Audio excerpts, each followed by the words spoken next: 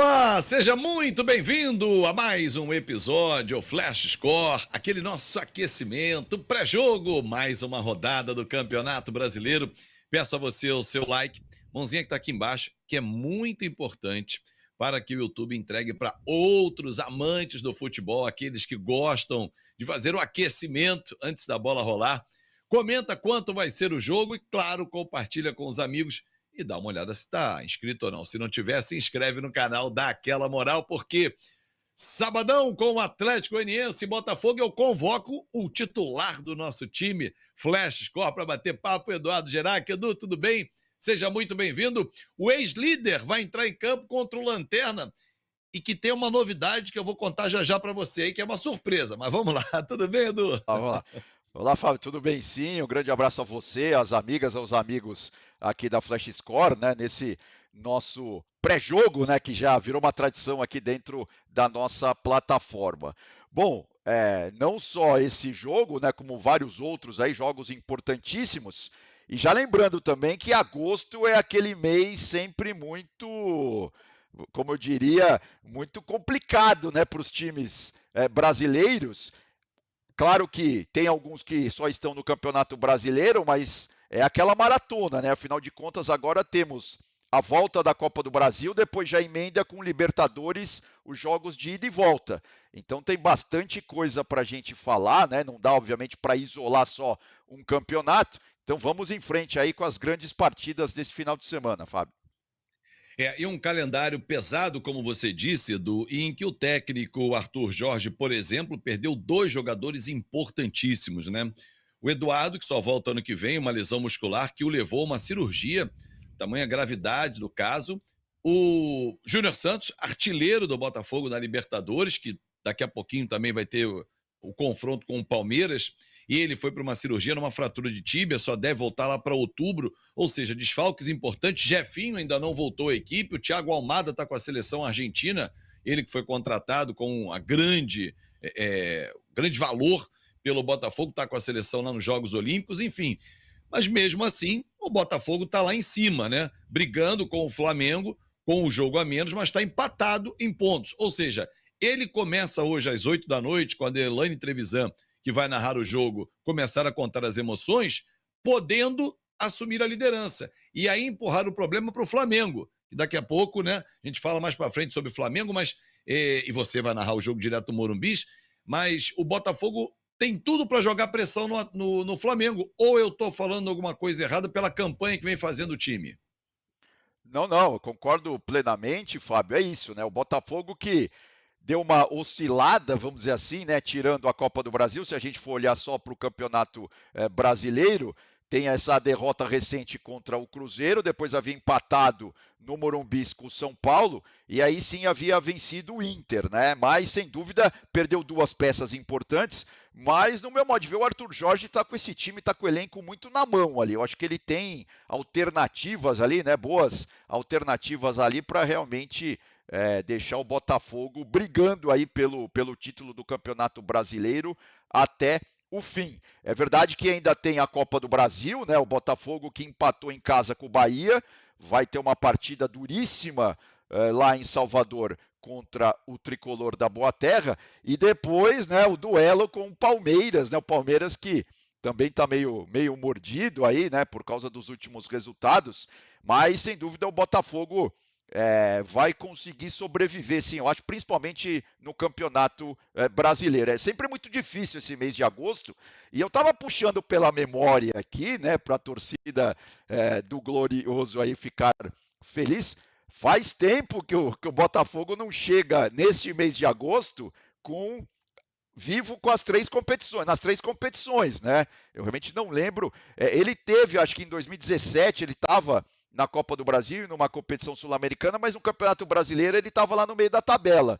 Agora não, agora é bem diferente, então o Botafogo vai ter que administrar muito bem aí esse mês de agosto, né? Lembrando que o Botafogo tem a chegada aí do Matheus Martins, o jovem aí de 21 anos, que é cria do Fluminense, né? Foi para a Itália, para a Udinese, mas no último ano jogou na segunda divisão do campeonato inglês, né? Jogou no Watford.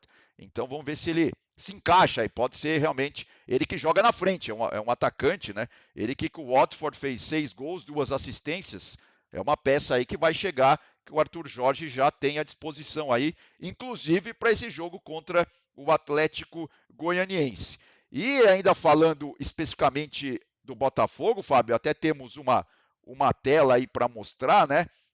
Na derrota contra o Cruzeiro, especificamente, e é isso uma coisa que eu acho que o Arthur Jorge vai ter, obviamente, que ficar mais atento, né? Ainda mais com as peças que ele perdeu.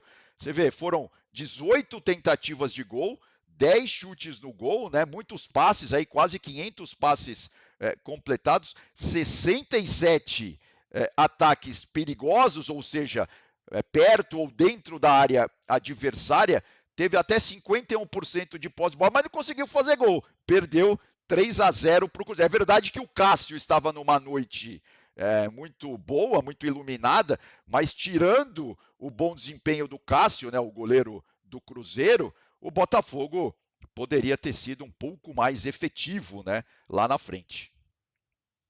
Com certeza. Inclusive eu fiz esse jogo e me chamou muito a atenção, né? O Cássio foi o cara que fez defesas espetaculares. Talvez se esse jogo fosse 3-3, não seria nenhum absurdo. Mas o Cruzeiro foi efetivo, o Lautaro jogou demais, o William também, que fez o primeiro gol. Enfim, o Botafogo tem muito que se preocupar. Agora, ele vai enfrentar um sistema defensivo do Atlético Goianiense, que é o lanterninha da competição, que está em xeque, como a gente mostra na arte aí, com gols sofridos. E o Atlético Goianiense tem a segunda pior média, né? Só perde para o Vitória, 1,55. Ou seja, ter jogo do Atlético Goianiense é certeza que o adversário vai lá e faz gol nele. Né? Os É gols verdade. marcados nem sempre, porque ele é inferior a um gol. Ou seja, o Atlético Goianiense nem sempre marca, mas ele sempre sofre. Pelo menos na Exato. média é assim. Na Copa do Brasil, ele pegou o Vasco, saiu na frente, não vencia 12 jogos, aí até o Emiliano fez o gol, comemorou, como se estivesse tirando a nhaca, né, fazendo aquele gesto, sofreu um empate no final do jogo. Ou seja, será que o Wagner Mancini vai conseguir a primeira vitória? Porque ele também ainda não venceu no comando do Atlético Goianiense. Ah, mas venceu o Fluminense. Não era o Mancini o treinador no Maracanã no turno quando o Atlético veio ao Rio de Janeiro, Edu. Não, exatamente, né? Você lembrou muito bem, né? E aqueles números mostram bem. Aqueles números, inclusive, são os 3 melhores ataques, né, em relação à média de gols e as 3 piores defesas. Ou seja, o Atlético Goianiense no ataque até que não está tão ruim assim. Está fazendo gols a equipe do Mancini. Só que é o que você disse, o sistema defensivo realmente precisa melhorar e melhorar muito. E tem uma outra coisa, o Grêmio está com 0,83, né? O Atlético com 0,80 e o Fluminense com 0,79. Essas são uma das melhores médias do campeonato, fazendo já a conta por jogo, né? Porque tem times com mais jogos, menos jogos, enfim. Agora, gols sofridos é essa lástima, né? E tem uma outra coisa, né, que a torcida do Dragão, né, o rubro-negro lá do Centro-Oeste, tem que, obviamente, começar a perceber, e até o presidente do clube já falou isso nos últimos dias, que assim, o Atlético Goianiense quase já jogou a toalha, porque se a gente for olhar para a tabela de classificação, Fábio, são aí 12 pontos em 20 jogos, 16 gols marcados, 31 gols sofridos, e aí existe aquela regra, né? Regra não, mas existe aquela estatística baseada, obviamente, na história do campeonato de pontos corridos. Um time, para se livrar do rebaixamento, precisa aí de 46 pontos, mais ou menos. Aí é quase certo que o time não cai. E se a gente fizer a conta de 46 menos 12, né, vai dar 34, a conta até fácil de fazer. Meu, consegui 34 pontos em 19 jogos para o time que só conseguiu 12 em 20, realmente uma missão e tanta, né? Claro que a gente já viu de tudo no futebol, inclusive o ano passado, né, o Botafogo no segundo turno teve aquela campanha pífia, campanha de rebaixado. Vamos ver agora se o Dragão consegue aí escapar, né, do rebaixamento, ou seja, fazer uma campanha de campeão no segundo turno. É isso que o Dragão precisa, infelizmente. A vida está realmente complicada para o Atlético Goianiense.